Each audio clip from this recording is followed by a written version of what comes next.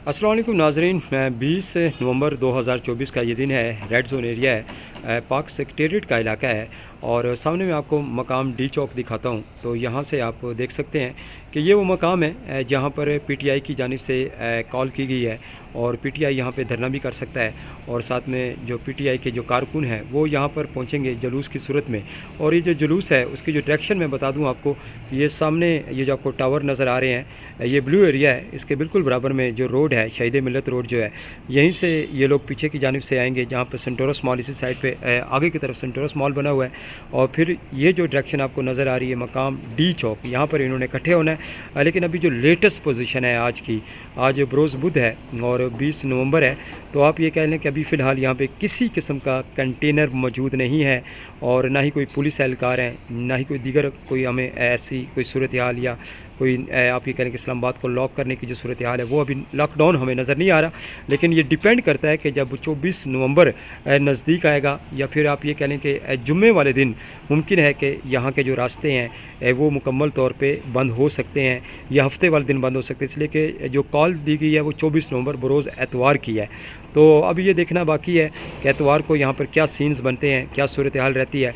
लेकिन फ़िलहाल यहाँ के जो रास्ते हैं बिल्कुल क्लियर हैं। और उसके साथ देखें ये डी चौक है और यहीं से अगर हम कैमरा मूव करते हैं तो ये सारे के सामने ये सामने पाक सेक्रेटेरिएट है। यानी कि उनका हो सकता है कि जो टारगेट होकर यहाँ पे आना चाहें लेकिन यहाँ पे वो नहीं पहुँच सकते, इसलिए कि पीछे ही डी चौक पे ही कंटेनर लगा दिए जाते हैं और फिर आगे किसी को भी आने की इजाज़त नहीं होती है। बाकी जनाब ये पीछे मारगला हिल्स, इस साइड पे ब्लू एरिया और इसकी जो खूबसूरती है वो बिल्कुल नुमाया तौर पर नज़र आ रही। मौसम खासा खुशगवार है जी, ठंडी ठंडी हवाएं चल रही। हफ्ता एतवार के बीच में मगरबी सिस्टम भी मुतवक्को किया जा रहा है, तो ये मुमकिन है कि जुम्मे की रात ख़ास तौर पर जुम्मे हफ्ते की जो रात है उसमें मगरबी सिस्टम के ज़ेर असर खित्ता पठवार और हज़ार डिवीजन के मुख्तलिफ इलाक़ात में मूवमेंट हो सकती है, कहीं कहीं बारिश नज़र आ सकती है। और पहाड़ों पर जो पाकिस्तान के इंतहाई शुमाली इलाक़ात है यहाँ पर बर्फ़बारी का जो स्पेल है वो इंशाल्लाह असरअंदाज कर सकता है।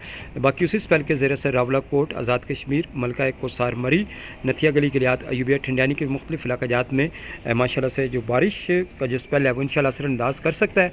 और ये मुमकिन है कि थोड़ी सी रेन की हमें मिकदार अच्छी मिल जाती है तो उस सूरत में इसके जो बैक साइड के एरियाज़ हैं नथिया गली गिलियात, अयूबिया ठंडियानी या मुश्कपुरी टॉप जो है, यहाँ पर हल्की फुल्की बर्फ़बारी का जो सिलसिला है वो यानी कि 23 और 24 नवंबर 2024 के बीच में दिखने को मिल सकता है। वैसे ये सिस्टम जुम्मे और हफ्ते की रात होगी, तो ये सिस्टम जो है ये माशाल्लाह से मुकम्मल तौर पे दाखिल होने जा रहा है। बाकी पाकिस्तान के तमाम इंतहाई शुमाली जो इलाका जाता है यहाँ पर ये जो सिलसिला है ये आपको 22 तारीख से दाखिल हो जाएगा। कलाम वैली में चित्राल, मालनजब्बा, कुमराट वैली के इलाका जाता है और नारायण कागान वैली के इलाका जाता है, रत्ती गली, नीलम वैली के जो इलाका जाता है यहाँ पर ये सिस्टम 22 तारीख से दाखिल होने जा रहा है। निचले जो इलाके जाते हैं 23 और 24 को दाखिल होगा, तो 24 तारीख को ही कॉल दी गई है।